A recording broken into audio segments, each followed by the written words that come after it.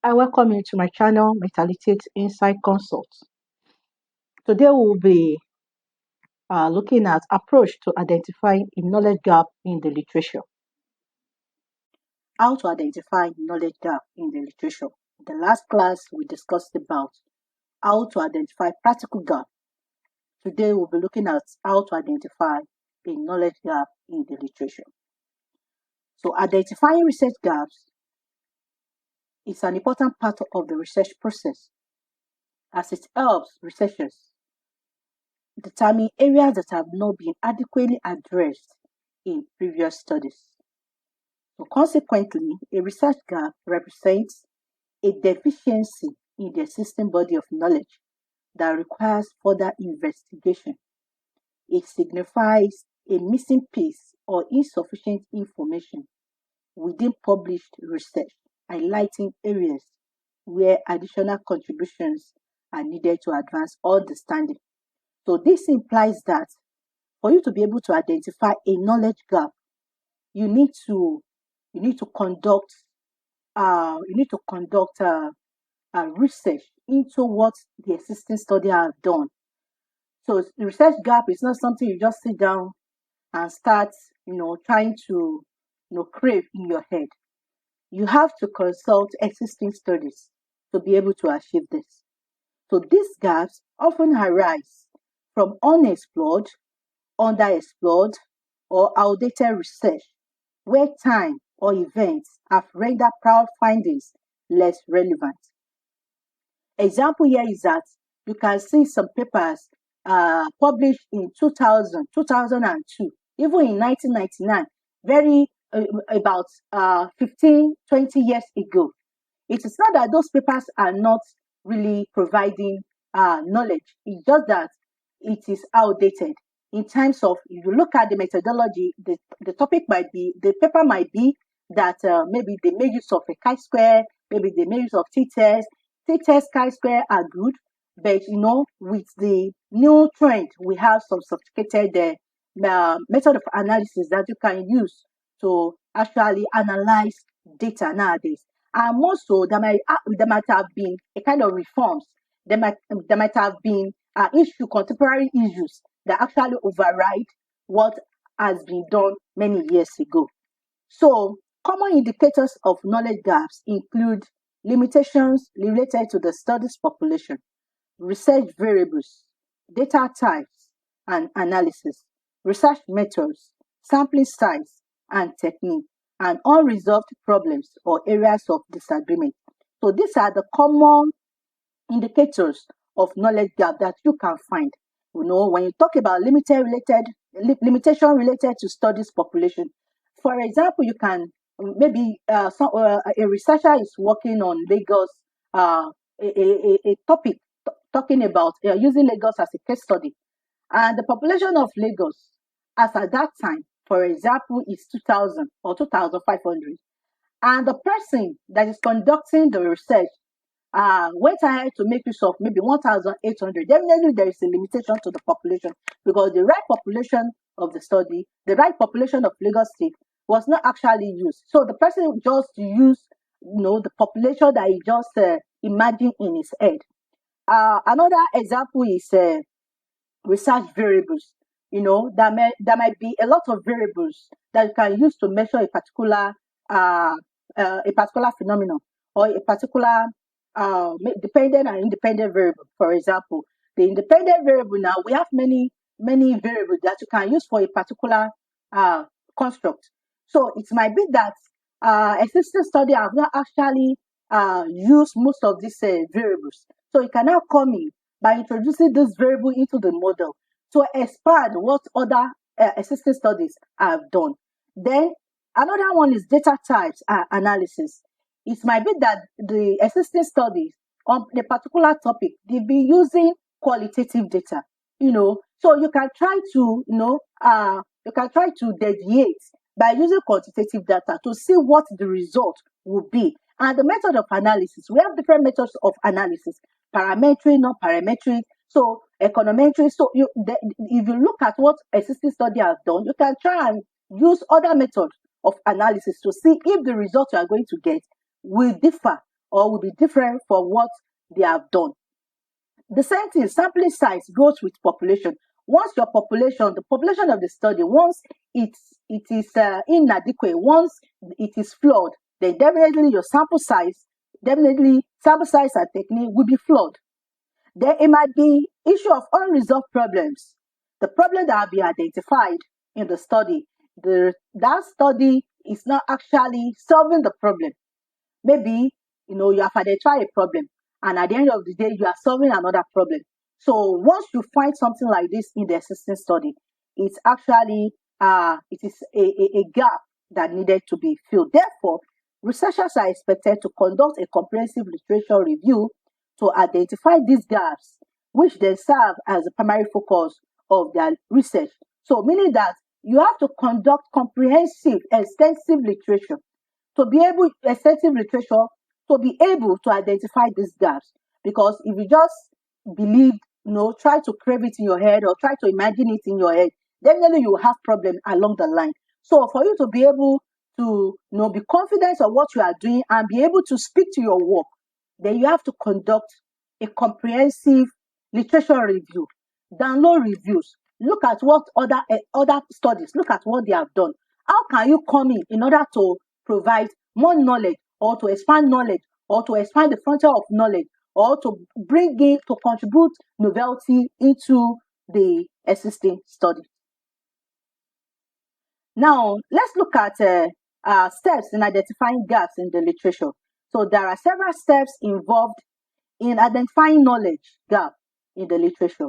So by following these listed steps, researchers are expected to come up with strong gaps for their study. Number one, you have to define your research focus. That's the first thing. You have to clearly define the scope and focus of your research topic. And this will give you a framework to guide your literature review.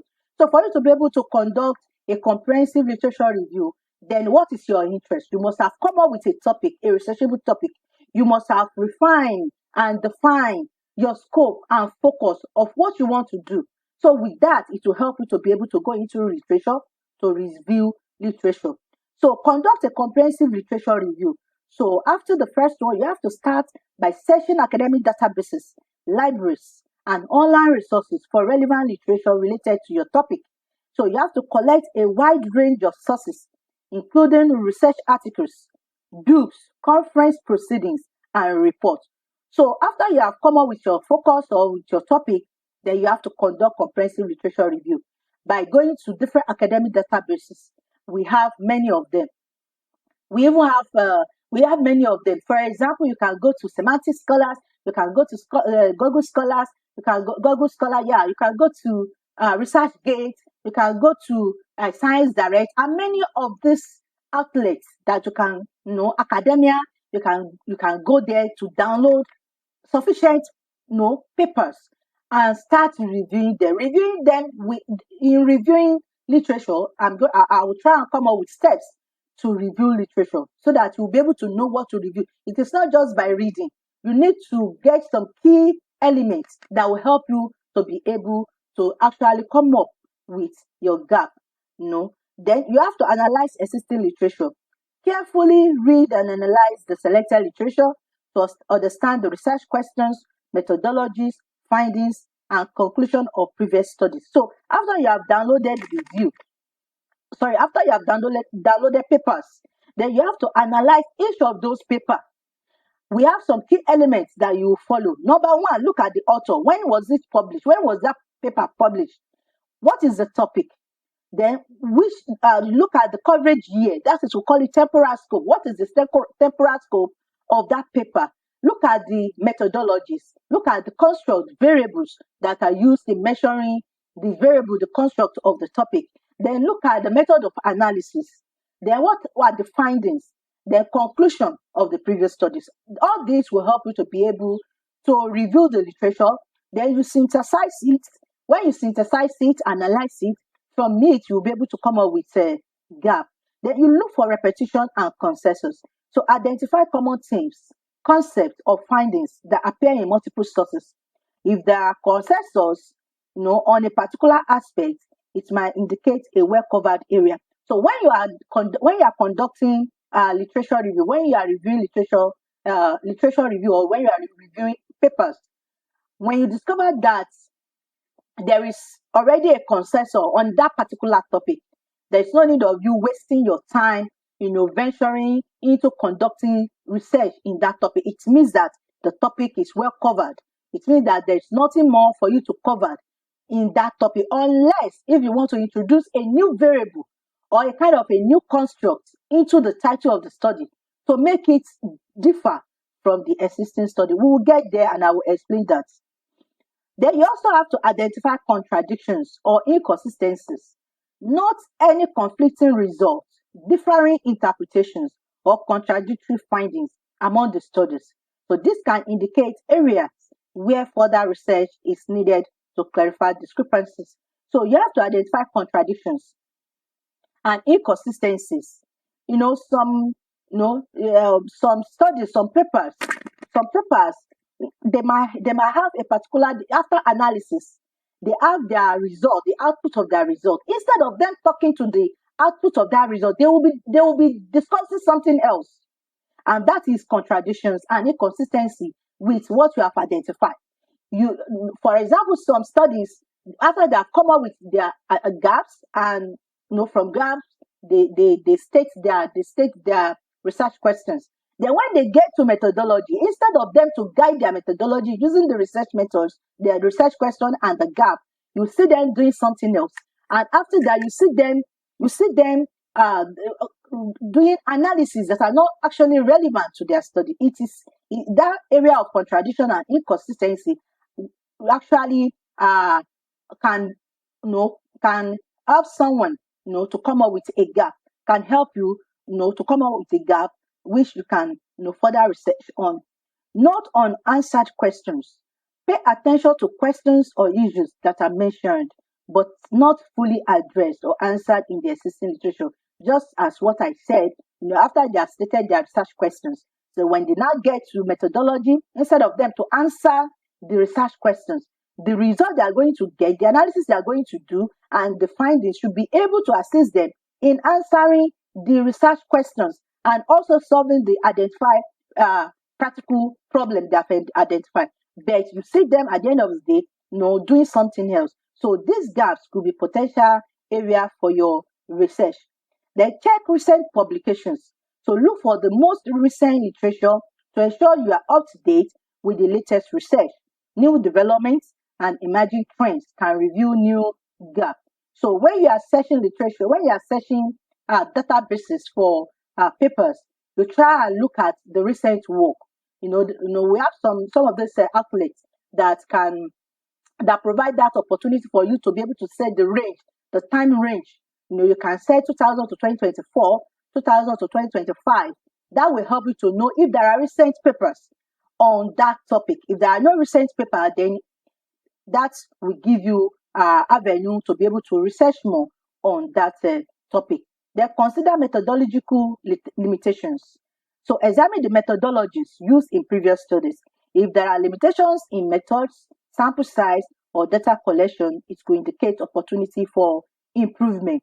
So when you are analyzing literature, when you're analyzing papers, look at the methodologies. And also, you yourself must be versed. You must be able to understand what methodology is for you to be able to identify all these things. If you don't really understand it, it will be very difficult for you to do. So when you get to methodologies, if this paper is using quantitative data, then look at the population of the study. Is the population right? You can also Google search to know the population of that area, to know whether the population of the study, the paper used, was fine, was correct. Then subject it to sample size formulas. We have different types of sample size formulas. Check, is the sample size adequate? So if it is okay, then it means that there's no problem about the population of the study. Then go to data collection, the type of data. Is there any issue with the data collection? You also have to look at that. So after looking at all this, even the variables, if there are missing variables, instrumental variables, some studies will state their models. They will specify their models with identified with some variables, but they will be missing out some key variables in that model. Look at it. If the paper is missing out, when you analyze, it might not be only one paper. You know, you have to analyze. If you are downloading 100 papers, you have to analyze all of them together. See what they have used. Then what do you want to use, you know, to be able to contribute to knowledge? So you have to look at all this, and that will help you to be able to uh, come up with a research gap. Then cross-disciplinary insight. Cross-disciplinary insight. So you have to explore literature from related disciplines. Insights from other fields can offer a fresh perspective and reveal gaps that might not be evident within your own primary field. Like, I'm in finance, you know, I might look at accounting, you know, what are the contemporary issues in accounting? How can I, you know, collaborate with accounting, finance and accounting? Maybe you can find out a topic that will, you know, that will take care of those two fields, finance and accounting. So if you're able to come up with a refine or try and refined or reframe a topic in line with, you know, finance and accounting field, you know, it might create a gap in the study, in the existing studies, you know, that other study might not have been done. So it can create a gap for you for further investigation. Then you also have to reflect on practical implications. So consider whether the existing literature adequately addresses practical challenges or real-world applications. If there are discrepancies between theories and practice, it could indicate a gap. It's going to indicate a gap. Then you have to consult experts and peers. So engage in discussions with experts, mentors, peers, and professionals in the field. Their insights can help you identify gaps you might have missed. Yes, you know, for example, postgraduate students who are trying to come up with topics. So you can try and discuss with your supervisors or with experts in the field, in your field, you know, with your peers or those people that you believe they are professional in the field. You know, after discussing with them, they can come up with something that will interest you, that will help you to quickly, you know, come up with your gap, you know, that you are not actually looking at. So that's why it is good for you to discuss with experts and peers in the field. Then you have to formulate your research questions. So based on your analysis, they formulate specific research questions that addresses the identified gaps. This question will guide your research focus. So after you have identified gaps, all the steps listed up there, after you have looked at them and they've helped you to come up with a research gaps, then you state your research question. Now you formulate your research question, meaning that your research question, you derive your research questions from your identified gaps. If you find 4 gaps in the existing studies, your research questions must also be 4 research questions. It must also, then you translate your research questions to your research objectives. From your research objectives to your hypothesis, there must not be discrepancies between 3 of them: the identified gaps, the research question, objectives, and hypothesis. Sorry, between 4 of them, there must not be any discrepancies. So whatever you identify as gaps, state it in form of a research questions, state it in form of a specific research objective, then you state it in form of a hypothesis. It is this that will help to guide your research focus. It will help you to guide your research focus. Then remember that identifying gaps is not about finding areas with zero literature, but rather about finding areas where existing research falls short in providing comprehensive answers or solutions. And that is why we continue to research, to continue to search.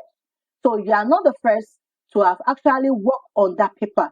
Many papers are available, but you trying to do, you know, to conduct research on that same topic, you must be able to just contribute something new into that topic. It is still the same topic, but the manner at which you are going to answer your own questions or answer your own identified gaps might be different. It might be in terms of variable, it might be in terms of methodology, it might even be in terms of theory that other existing study use.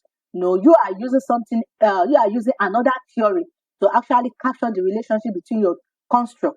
So it is actually not area with zero literature. And don't forget, you are still going to make use of this literature when you are carrying out your conceptual literature, conceptual review. So knowledge gap does not mean that you will find zero literature in the existing study. There must be literature. There must be papers in that area that will even help you to be able to come up with your to be able to write your conceptual review, your theoretical review, and empirical review. So your goal here is to contribute to knowledge by addressing these gaps through your research study. So once you have identified the gaps in the existing studies, so your own role is to contribute. You contribute novelty into the existing studies. Let's look at some examples of knowledge gaps. Number one, population bias and generalizability.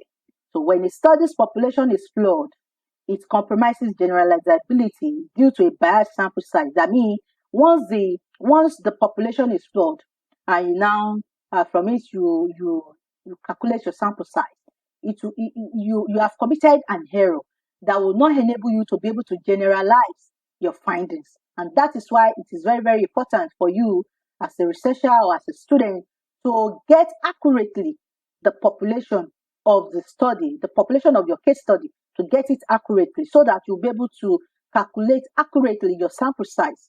So once your population and sample size are correct, then you will not have any problem. So if you have problem, getting adequate population and sample size, then error will be committed there, and it will be very, very difficult for you to be able to generalize your findings. The methodological limitations. When existing studies rely solely on qualitative research methods, a gap exists for quantitative approaches to provide complementary insights. Likewise, if only quantitative methods are being employed, qualitative methods can add depth and context. So, for example, we have some papers that a particular topic. There is no topic we cannot actually apply empirical data to. So, if you see a paper that is qualitative in nature, maybe they use content analysis, desktop research methods or analysis, or they use a kind of thematic analysis and others. They will call another one narrative analysis. If you find some of those papers, you can add novelty into it by collecting data and analyze data by supporting it with empirical findings. So meaning that if you find such a data, there is a limitation of there is methodological limitations. So you can now contribute to knowledge by collecting data, analyze it, by supporting that paper with empirical findings.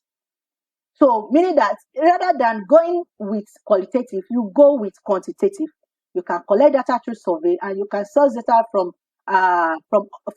publication of authorities within the economy. The variable omission. When crucial variables related to a specific concept are underutilized, researchers can expand existing models to assess the impact and enhance understanding. Yes. So for variable omission, when you have your dependent and independent variable, look at it. What are the measurements existing study have used? Are there other variables? Are there other measurements that you can use, or other processes that you can use different from what other existing study have done, that can make you to contribute novelty into the existing studies? We have some papers like that. There was one paper I was working on, financial development, financial sector development, and industrial sector, financial sector development and and infrastructural development in Nigeria. So I was actually reviewing related papers, and I discovered that financial sector development or financial development, we have about four major uh, measurement to it. We have financial debt, we have financial accessibility, we have financial accessibility, we have financial stability, and we have financial efficiency. Those are the four major. And each of these financial debts, that's the same thing as financial deepening. We have financial accessibility, we have stability and efficiency. And you can look at it from both the bank and the capital market. The majority of papers then, when I was reviewing literature, I discovered that they were focusing on capital market alone without banks, the banking sector. Not only that, I also discovered that because each of these financial deepening, we have a lot of variables measurement to capture financial deepening. Most of them are using maybe where you are having about 6 measurements to capture financial debt. Some of them are just using 2. They are just using 2. That is, they were using money supply, ratio of money supply to growth, and they were using private sector credit to GDP. That was what most of them were using. Whereas we have, according to World Bank publications, we have many measurements. We have many processes that you can use to process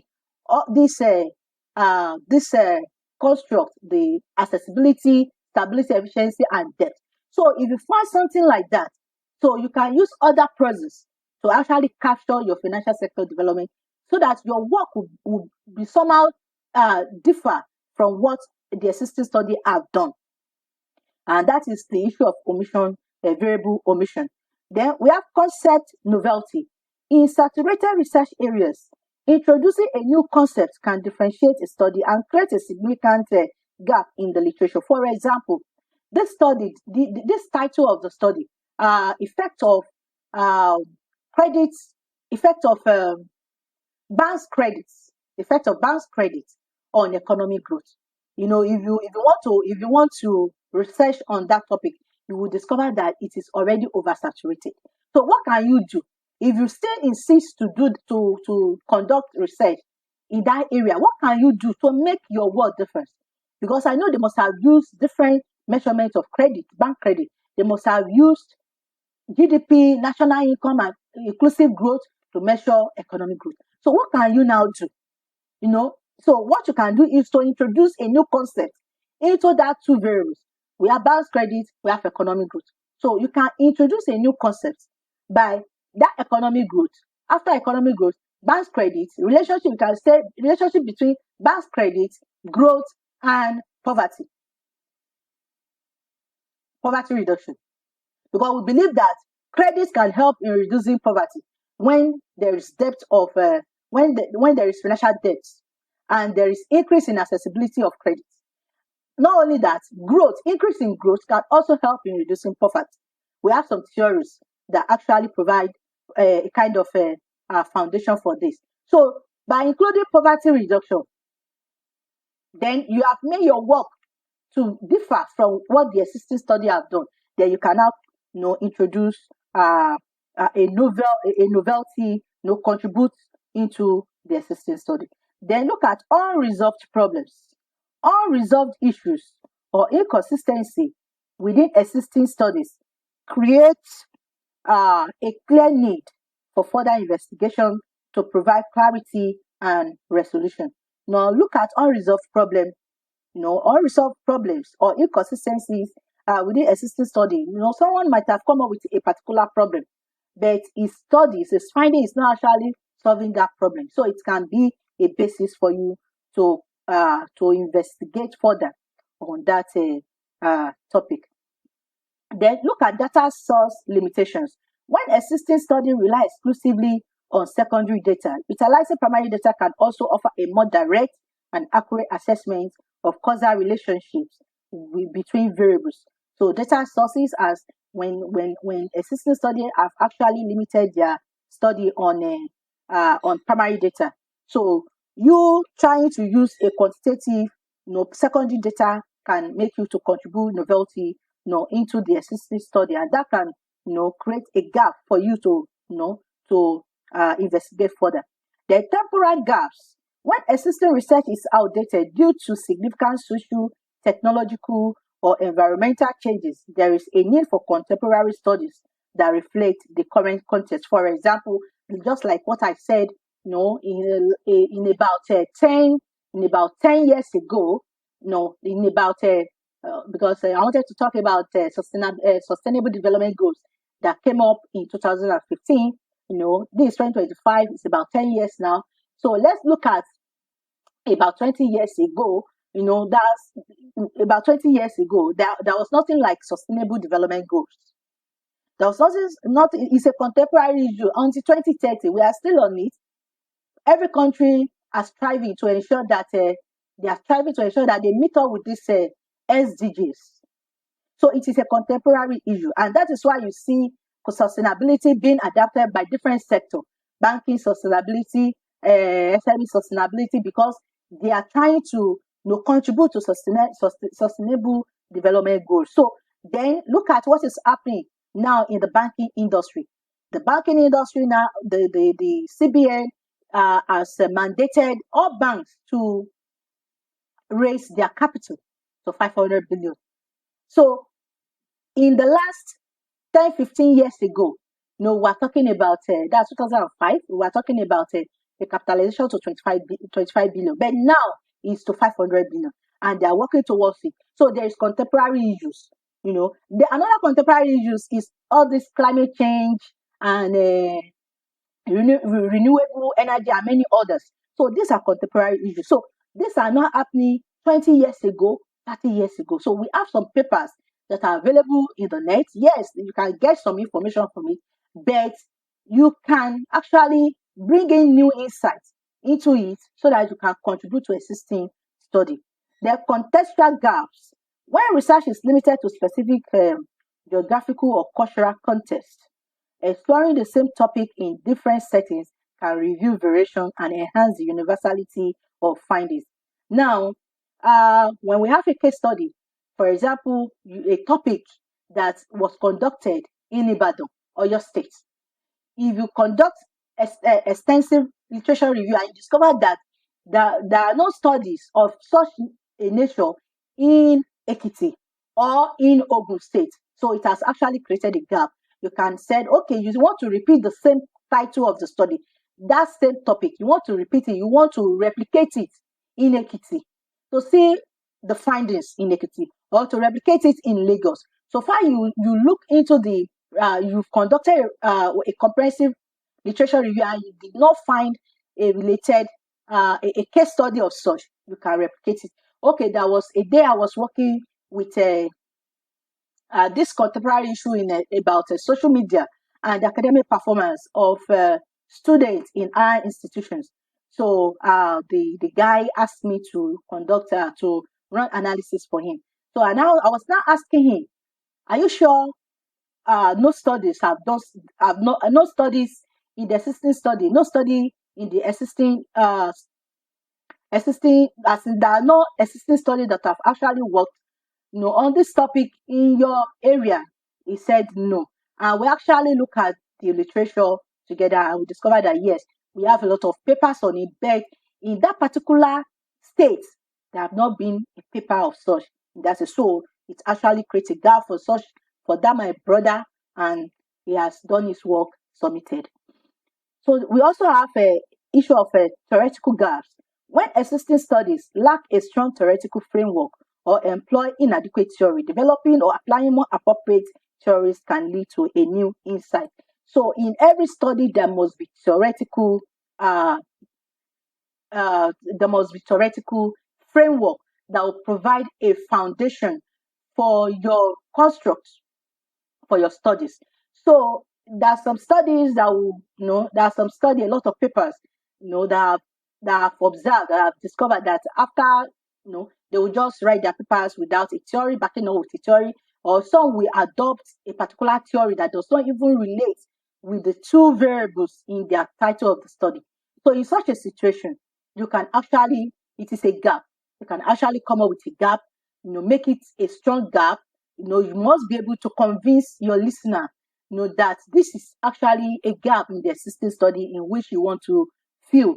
The application gaps. When existing research focuses on theoretical aspects without exploring practical applications, studies that bridge the gap between theory and practice are needed. So all these are the examples of